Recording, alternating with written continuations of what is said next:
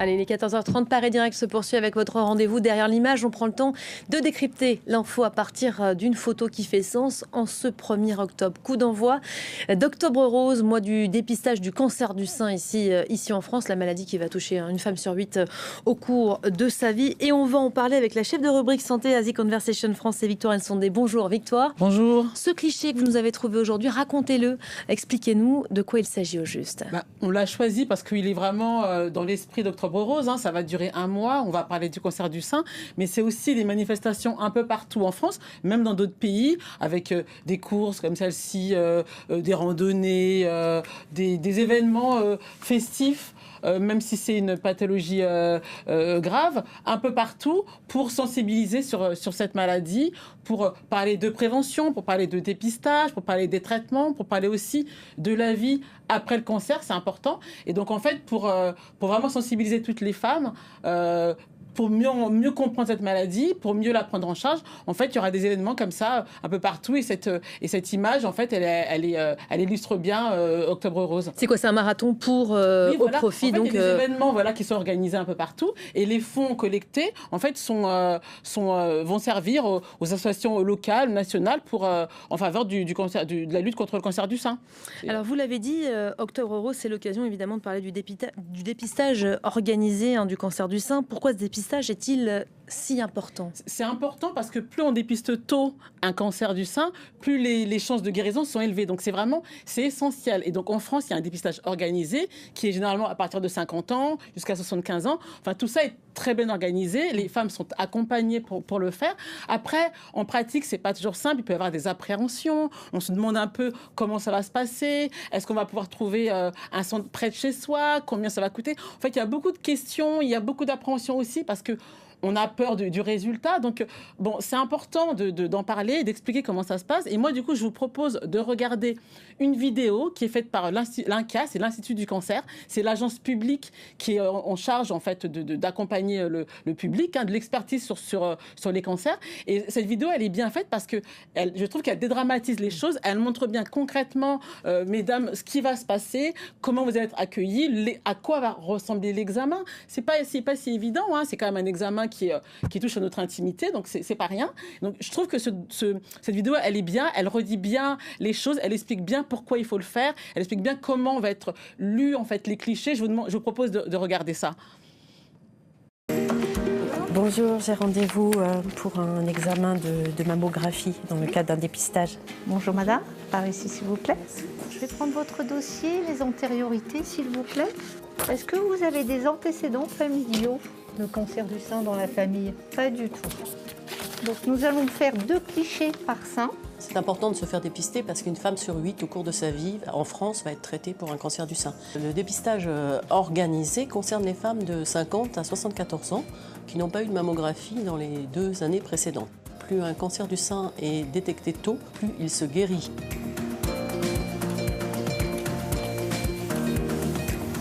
Donc, dans le cadre du dépistage organisé, ce qui garantit la qualité de l'examen, c'est la formation déjà des professionnels, les radiologues qui doivent passer une certification, les manipulateurs qui vous accueillent et qui vous font les clichés, le contrôle qualité tous les 6 mois du matériel de radiologie, ce qui permet de vérifier la bonne qualité des images et bien sûr la deuxième lecture. Cette deuxième lecture permet de révéler des cancers qui n'ont pas été vus en première lecture. Sur l'évaluation de 2019-2020, 1500 cancers en France ont été vus par la deuxième lecture du dépistage organisé. Dans le cadre du dépistage organisé, l'examen est gratuit. La mammographie est gratuite, elle est directement prise en charge par la Sécurité sociale. Seuls les examens complémentaires qui peuvent être nécessaires, comme l'échographie, voire l'IRM ou plus, sont remboursés par la Sécurité sociale selon le taux habituel. Les invitations sont envoyées par l'assurance maladie. Vous recevez chez vous par courrier votre invitation tous les 2 ans et vous avez associé à ce courrier une liste des radiologues qui effectuent le dépistage proche de chez vous pour que vous puissiez prendre le rendez-vous sur un créneau qui vous convient. Voilà, il est important de rappeler, Victoire, que prise en charge à temps, ce sont de nombreux cancers du sein, évidemment, qui sont traités et soignés. Une fois guéri, on veut évidemment reprendre sa vie, refaire des projets et puis peut-être tourner la page de cette période douloureuse. À The Conversation, vous avez voulu cette année évoquer les difficultés que rencontrent des femmes, une fois guéries, qui veulent par exemple faire un crédit pour acheter un logement. C'est compliqué. Hein. Oui, parce qu'en fait, on a eu un cancer du sein, on a été traité, on a été guéri, et comme tout un chacun, on a le droit de reprendre sa vie, de faire des projets pour soi, pour ses proches, et par exemple de vouloir s'acheter un logement. Et ben oui, c'est compliqué parce qu'en fait, quand on a eu un cancer du sein, un cancer d'ailleurs, quel qu'il soit, ou un cancer, une maladie grave, ou même d'autres pathologies. Hein. En fait, quand on veut faire un prêt immobilier, on doit souscrire ce qu'on appelle une assurance emprunteur, et en fait, c'est sous conditions de santé. Et si on a eu un cancer du sein ou un autre cancer, on peut avoir des surprimes, donc le coût va être plus élevé, voire on peut être exclu, on peut ne pas avoir cette assurance emprunteur. Et si on n'a pas cette assurance emprunteur, on ne peut pas faire ce prêt immobilier. Donc c'est quelque chose qui est compliqué parce que ça empêche de reprendre sa vie, ça empêche de se projeter dans l'avenir, ça empêche. On a été guéri, on devrait pouvoir continuer sa vie et se projeter. Et en fait, pour résoudre cette inégalité que concernait beaucoup de personnes, beaucoup de femmes qui ont un cancer du sein, il y a désormais ce qu'on appelle le droit à l'oubli. Le droit à l'oubli, en fait, c'est un dispositif qui est inscrit dans la loi depuis 2016. Ça veut dire que quand vous avez eu un cancer, vous avez le droit de ne pas dire que vous avez eu ce cancer après un certain délai. Donc au départ, c'est un peu technique, je suis désolée, au départ, c'était 5 ou 10 ans. C'est 10 ans si votre cancer a eu lieu après l'âge de 21 ans. C'est-à-dire qu'une fois que vous avez eu un cancer, au départ, 10 ans après, vous n'étiez pas obligé de signaler, au moment où de souscrire ce prêt, de signaler que vous avez eu ce cancer, pour avoir plus de chances d'avoir ce crédit. Donc, nous, on s'est intéressé au droit à l'oubli parce que c'est un dispositif qui est très important. Et on s'est intéressé en fait à une étude faite par des chercheurs qui a été publiée là cette année, qui a essayé de regarder est-ce que oui ou non ce dispositif était efficace dans la vraie vie, en pratique. On a un peu de recul justement là-dessus. Est-ce qu'on peut dire aujourd'hui concrètement le droit à l'oubli, ça fonctionne et que ça permet d'emprunter plus facilement après un cancer? Oui, et nous, en fait, pour ce début d'Octobre Rose, on voulait arriver, en fait, avec cette bonne nouvelle. Et c'est vrai que dans l'article que nous ont écrit, en fait, les chercheurs qui ont fait cette étude, je vais donner leur nom, ils sont très nombreux, mais les 4 qui ont écrit cet article, Agnès Dumas de l'INSERM, Hugo Janingro de l'Université de technologie de Troyes, Nicolas Bougas de l'Université Paris-Cité et Renaud Debailly de Sorbonne Université. C'est une étude qui est très, très intéressante et qui dit que oui, en fait, le droit à l'oubli, ça fonctionne. Ils ont regardé des femmes qui avaient eu des cancers, aussi des personnes qui avaient eu des cancers dans l'enfance. Et ils ont comparé leur situation avec des témoins, ce qu'on appelle des témoins en recherche, c'est-à-dire des personnes qui n'étaient pas concernées par des cancers, pour regarder s'il y avait une différence. Et les personnes qui avaient eu des cancers avaient plus de difficultés pour souscrire un prêt immobilier. Mais quand la loi est entrée en vigueur, donc à partir de 2017, on a constaté une amélioration. Donc, des personnes qui avaient eu des cancers du sein, des personnes qui avaient eu des cancers dans l'enfance, donc pédiatrique, avaient moins de difficultés. Mais, parce qu'il y a un mais, ils ont observé que pour les femmes qui avaient eu des cancers du sein, les difficultés étaient plus importantes que pour des personnes qui avaient eu des cancers pédiatriques. En fait, le fait d'avoir eu des cancers à l'âge adulte mettait encore des freins. Il y a une amélioration, mais il y avait encore des freins au fait de pouvoir souscrire un prêt immobilier. Donc l'avancée était donc limitée pour résumer. Heureusement, ce défaut a depuis été corrigé. De quelle façon exactement? En fait, il y a une nouvelle loi qui est arrivée en 2022 qui en fait a corrigé les choses et qui fait que donc c'est cette loi qui s'applique aujourd'hui.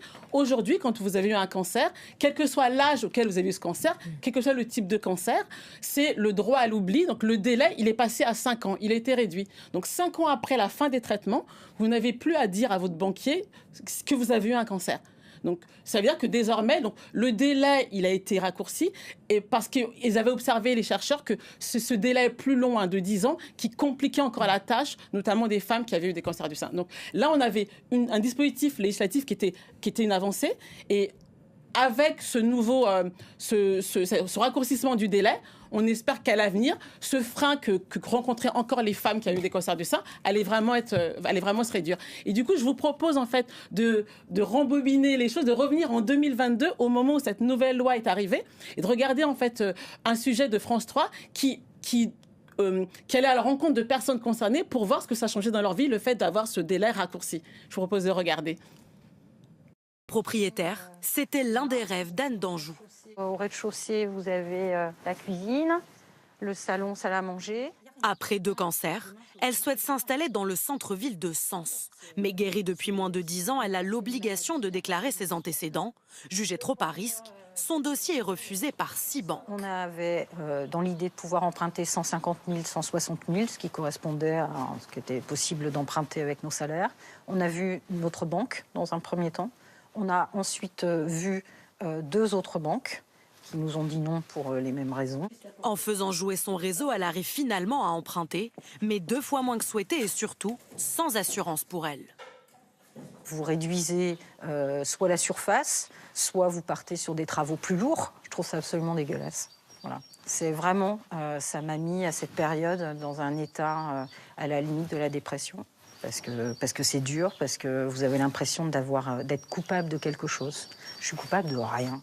Un sentiment partagé par Alexis Lust. Lui a eu 2 cancers à 9 et 11 ans dont il garde des séquelles.